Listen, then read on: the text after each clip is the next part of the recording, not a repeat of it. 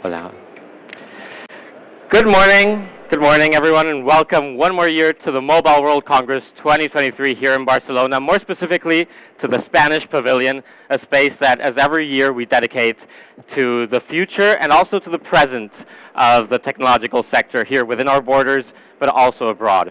During the next 4 days, we'll have a wide array of panels in this stage, from institutional presentations like the one we're about to witness, to debates on the most poignant topics within the industry today.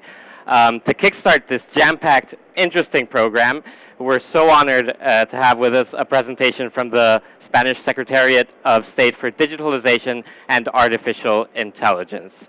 To talk to us about the newly launched OECD Global Forum on Technology, please welcome Andrew Wyckoff, Director of Science, Technology, and Innovation at OECD, Carme Artigas, Secretary of State for Digitalization and Artificial Intelligence for Spain, and Lord Dominic Johnson, Minister of State in the Department of Business and Trade, United Kingdom. First of all, thank you very much for being here, for inaugurating this space, and as soon as you're ready, the floor is yours. I think. Yes. Good morning, everyone. Thank you for coming. It's my job to set the scene, then I'm going to ask a few questions to the State Secretary and to Lord Johnson. Just to say, last December, it seems like just yesterday, we met in Gran Canaria to hold OECD's ministerial meeting of the Digital Economy Policy Committee. It was my fourth over 25 years, and I'll say my last ministerial of this type, but it was by far the best in terms of the breadth, the scope, and the outcomes, which were really, truly unprecedented for an OECD ministerial. Let me briefly outline just exactly what we did in Gran Canaria. First of all, ministers agreed to two ministerial declarations. The first, the Declaration on a Trusted, Sustainable, and Inclusive Digital Future, the Canary Islands Declaration, which embodies a vision for the digital transformation going forward. It calls on the OECD to support this vision through evidence-based policy analysis on a range of key issues, going from technology governance that we'll talk about in a second, to data-free flows with trust, online safety, mis and disinformation, connectivity, AI, and the list goes on and on. We have a lot of homework to do at the OECD. The second was a declaration on government access to personal data held by private firms.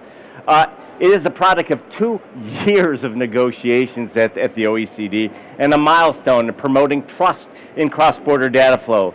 It's also, I think, proof of concept of what the OECD can do in leading, playing a leading role into this very challenging area. Now, other deliverables included 4 recommendations on digital security, the first OECD report on rights in the digital era, which I have to thank Spain for championing, and actually personally championed by State Secretary Artigas. And last but not least, the announcement of the OECD Global Forum on Technology. Now, what is this Global Forum? The Global Forum creates a venue at the OECD to facilitate multi-stakeholder, in-depth conversations around value-based discussions of emerging technologies, and just how policymakers who usually aren't that technology savvy are supposed to respond to them. Instead of waiting until they've hit the marketplace, this forum will take it upstream and be more anticipatory so that it's proactive instead of reactive. The idea is to bring experts from around the world on specific technologies to help formulate a better sense of where the technology is going, how to shape it to make sure that it's truly a positive outcome and not a negative one. With that, sorry, I've lost my place here. The Technology Forum will meet under the Digital Economy Policy Committee in conjunction with its Committee on Scientific and Technological Policy. These committees have already produced principles on AI and neurotechnology, which begin to provide, I think, a basis for thinking about how to make anticipatory technology policy. Now, we're still in the planning phase of this new technology forum, but I can promise you the intent is to focus on cutting-edge technologies, to better understand them, and get ahead of their impact. That will address the links across these various technologies, many of which are based on each other. We're going to do something called horizon scanning to see what the new incoming technologies look like so we can get ahead of them, and then we'll begin to create events, workshops, and deep dives into these technologies. We hope to have the inaugural event in June of this year, and we're working very hard to make that a reality and an outcome. So watch this space, and hopefully we'll be progressing soon. With that, I want to turn to Lord Johnson, but before doing so, thank Spain for convening this opportunity to talk about the Global Forum today. With the first question, Lord Johnson. Thank you. First of all, I have to call out the UK for being a leader in this area. Well, thank you very much. Now, with that, what is your aim of the proposed OECD Global Forum on Technology, and what makes it different from other fora in this area? Well, thanks, Andrew. And Kame, it's a real privilege to share a panel with you. Your pioneering work on data and the concept of personal data really is sensationally important. So anything I can do to support you on that, I certainly will. And thank you, Mobile World, for this staggering conference. I'm sure you've spent the day here just being overwhelmed by, the senses are overwhelmed by the amount of technology and new ideas that are coming to us over the next few years. And thank you to Spain. Firstly, for making sure that the country hosts this extraordinary event, but also for the support that you've given us in terms of thinking about the future. So I'm hoping this forum will allow us to horizon scan when it comes to thinking about how future technologies can be integrated into our lives and how we can make sure that there's broad participation around the whole of the world, so not just OECD countries, but emerging economies as well, and how we can make sure that our values are reflected in how this technology is used. Now, there is a dichotomy of the future. There are two different versions. There's the utopian one, which is the one I believe in, which is the one where this technology is used to enhance our lives and give us greater freedoms. And there's a dystopian one where technology is used to control us, reduce our freedoms, and make our lives less wonderful. And I prefer the first. And I think this forum will be a crucial, in fact, invaluable mechanism for ensuring that we get the regulations and standards. We have the conversations ahead of time to make sure these extraordinary creative ideas that even now seem relatively intangible can be mastered for the benefit of mankind. Thank you, Lord Johnson. I hope I've answered your question. No, you've done a great job, and in fact, it's inspirational. I think that's where we need to keep this going forward. Speaking of inspirational, let me turn to you, State Secretary. Again, I want to really thank you for leading the way and pioneering the work at the OECD on digital rights and rights in the digital era. Together with the green transition and gender equality. Now, how do you see these higher level, more normative policies factoring into the more applied work of the Global Forum on Technology? Thank you very much, Andy, for reminding the success of the event, and thank you, of course, you for the organization and the leadership that you did during the event with the two important declarations. And also, Lord Johnson has said it, and also want to congratulate UK for the leadership and the idea to create this global forum that was built on the basis of a previous job we had all together during the declaration of the EC, and which is Spain put the emphasis on the need to transform or to translate the rights that we already enjoy in the offline world that need to be also translated in the digital world. And I think that we are now here in the mobile, and we have that sense that technology is evolving faster than ever, and it's very difficult for us to keep up the path. And this is why the idea on building the global forum, as I said it during the OECD, I think it's a forum that is more necessary than ever. There is no moment in time where this forum is more needed. And we need to ensure that everything we do at a technology level, in the way we are going to recommend how technologies need to evolve, needs to be based with common principles and values. So what we see is that the Charter of Digital Rights of Spain can be a basis for the work of the forum, together with the job that the OECD working groups are doing in these cutting-edge technologies. So it's like 4 dimensions that we need to bear in mind whenever we do with technology. As you mentioned, gender gap, sustainability, rights-oriented, affordable connectivity, leaving no one behind. And in that sense, the job we are starting doing together, and I must say that in this leadership from UK, soon US and Spain joined the effort, but now we have more than 15 countries that have already committed. And now we are in that phases where we are trying to analyze what are the cutting edge technologies where we should put more focus on. And in particular, our main concerns are about two main areas of development. One is neurotechnologies, especially non-invasive neurotechnologies that are not regulated by ethical departments in a hospital. They are just treated like electronic devices and are very invasive to the human identity, potential mental harm. And also on quantum technologies, whose feature we don't know yet what will be the business cases, but we need to put the environment before technology is developed in such a way that we cannot revert back the potential harm in the future. Thank you very much, and I have to say those are two on my list as well. And I hope the forum gets there. But as you say, we're now in the planning stage, and so Yes. I think they're going to make their list. So back to you, Lord Johnson. The OECD has a tradition of doing work in this area that is always multi-stakeholder, and in this case, we're carrying it forward as well with the Global Forum on Technology. Now, what makes the OECD, though, the right partner to host this forum?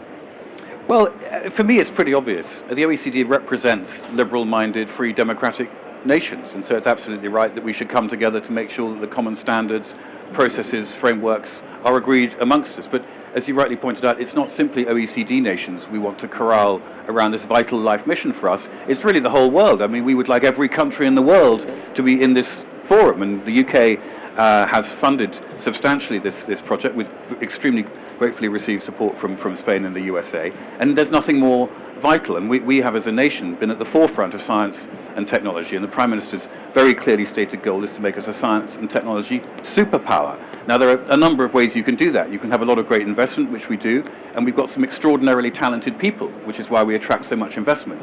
But the third thing, which is really what governments can do, we can't invent the next technology, but we can make sure that the regulatory environment and the standards are set and the principles are discussed to enable these technologies to be a future success, and that they can work to our advantage rather than be distorted by negative factors. So the OECD is a really, for me, very powerful collective, but I hope it obviously goes beyond that. But in terms of a convening fulcrum, I'm delighted, and I'm sorry that we might not be working with you personally, but I know that you will be with us in spirit with debating these important and fascinating conundrums, such as the one that the Minister raised.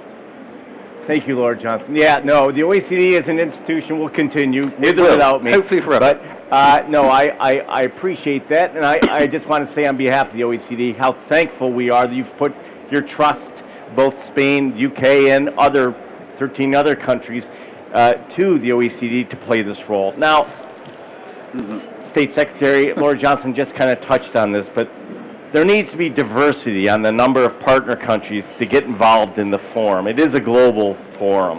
What does Spain think about this? First of all, the OECD has a multilateral approach, so that's the heart of what we're going to do here in the Global Forum. I agree with Lord Johnson. We need to expand the reach of the influence of this Global Forum as a platform for multilateral collaboration, not only with different countries, but also from different institutions, even civil society, even NGOs. Anyone should be involved in this important and timely discussion. In our side, I think that we should involve Latin America. We are doing so already with the Charter of Digital Rights. We're going to sign Ibero-American Declaration Digital Rights next March. I think we should involve some countries of Southeast Asia that are not within the OECD environment, such as Singapore, for example, in which we are already signing bilateral agreements in the area of cybersecurity. India, for example, that's going to lead the G20. Ecuador, that's going to lead the CEGIP. So I think we should take advantage on the powerful and the prestige of the OECD and use the Global Tech Forum, for me, as a platform for interconnecting different think tanks and different groups for this important mission and purpose that we all have, is that make technology be a source of human development and social progress. Thank you very much. And again, with that, I'll just briefly conclude and then open up to questions from you here. But just to say that this new global forum, we hope to have it up and running before the middle of the year. And the idea is exactly that, to look at technologies which we think will be transformational, begin to look at them more upstream so we can shape them to make sure that their outcomes are positive for society and we aren't kind of playing a catch-up game with regulation after they've come out into the marketplace. For those of you who don't know, OECD already has 38 member countries. We include a lot of Latin America and the Caribbean already. But Brazil is coming in. So is Peru, I hope. Singapore is not there yet, but we have very strong connections with Singapore and other Asian countries in this area. With that, let me end and really encourage any of you who might have questions to say them now. I know Lord Johnson has about 10 more minutes. I'm here for you. What have we got? Please. Sorry, we may need a microphone or speak loudly or, sorry.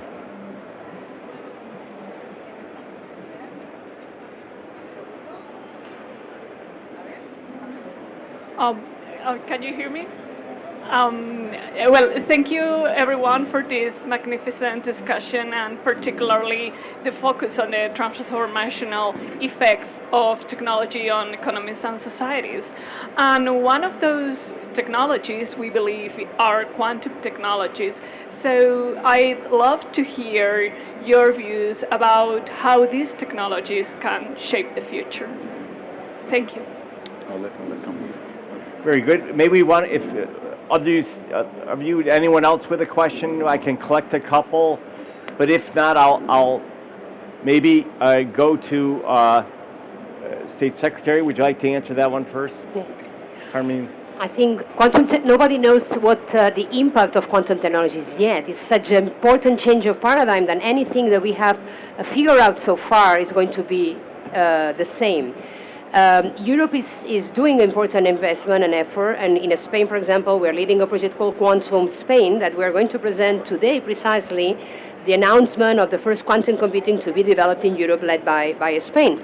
But the important thing of this project is not only to find a physical quantum technology, it's finding the use cases beyond cryptography and beyond other applications. I think that this is yet to be discovered, and this is the roadmap we're going to follow.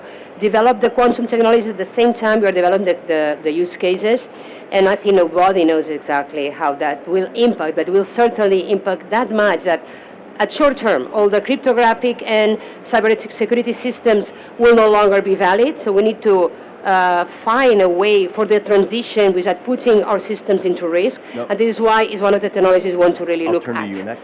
Thank you. Yes.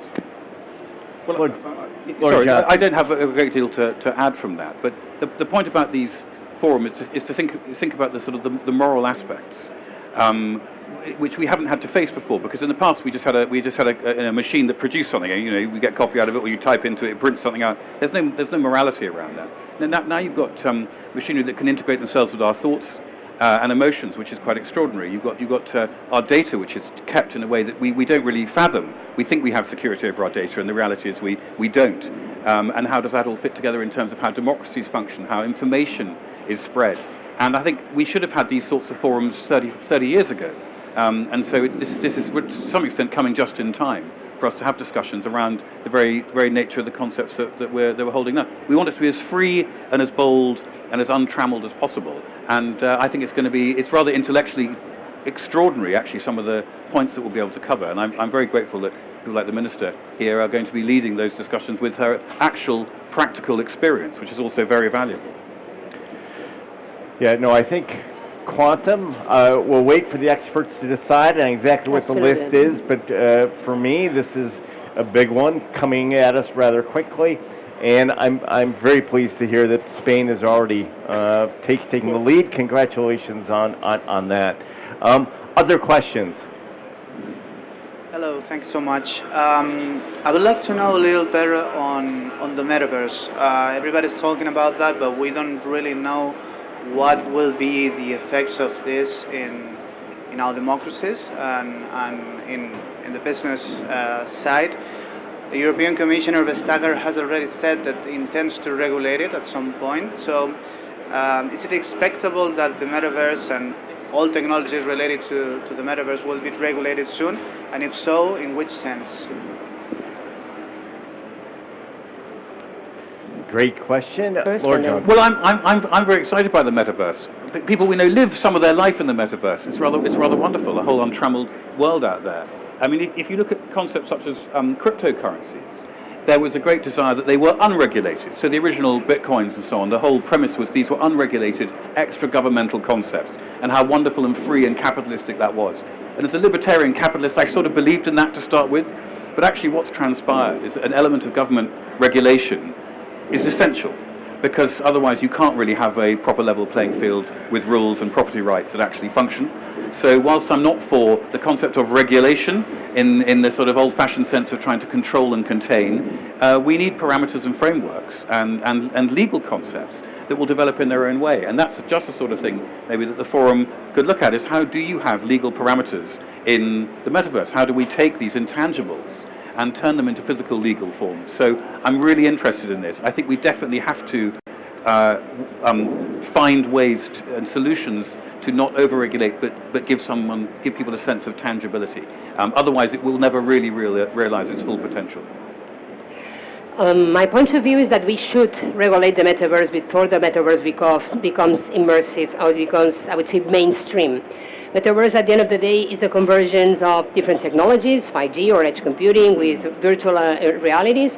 And I think we need to regulate two things. One, the excessive control of data in the hands of one single company. Imagine that one single company has your personal data, what you buy, what you think, what you see, who is your avatar, what are your biometrical information, and that's very dangerous. We put it just in the hands of 3-4 companies in the world. So that is how Europe is regulating, for example, data privacy, also the GDPR, but also Digital Services Act, Digital Market Act. We also need to regulate anything that can be harmful or generate biases or discrimination, and that's regulating artificial intelligence. In the Charter of Digital Rights, we put the right not to be discriminated by an algorithm.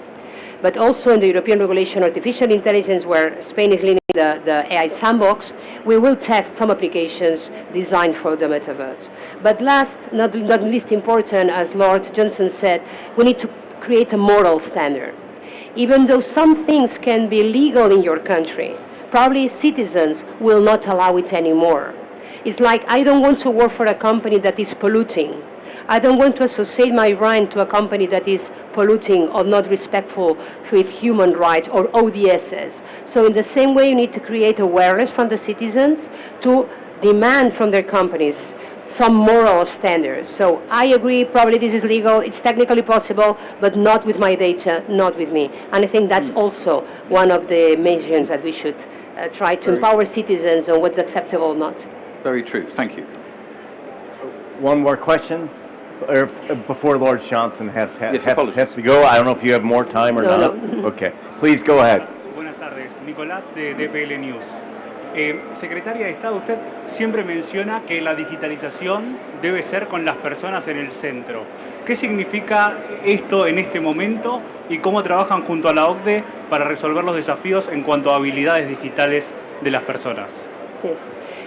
So the meaning of putting people in the center of technology development means that technology needs to be at the service of people, not the other way around. It's not human in the loop, it's technology in the loop, humanity, not human in the loop technology. So in that sense, important thing is that nobody's left behind, and one of the focus of the work of the OECD is allowing connectivity for all, and we're seeing here in Mobile World Congress, first barrier is to have universal access on technology, and the second you have just mentioned is access to digital skills.